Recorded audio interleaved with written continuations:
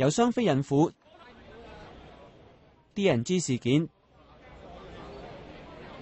到最新嘅水貨客問題，都令兩地矛盾加深。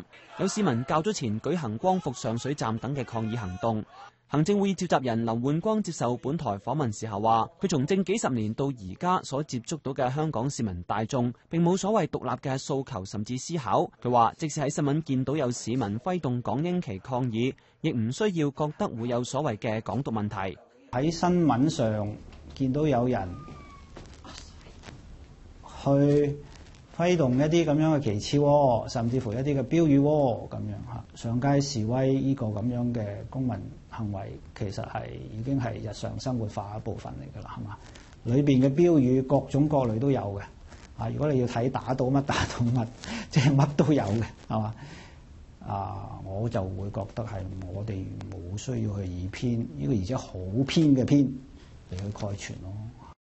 前港澳辦副主任陳佐洱較早前話，近年有港獨勢力抬頭，值得提高警惕，嚴正應對。林煥光就認為呢啲情況並非身份認同問題，無需過濾。呢個肯定係一個過濾嚟嘅嚇。當然有啲調查出嚟，有陣時你會認同自己係咩人啊等等，有啲人就會可能大做文章啦嚇。你認自己係香港人，認自己係中國人啊，但係實質上喺呢啲咁樣嘅調查嚟講咧。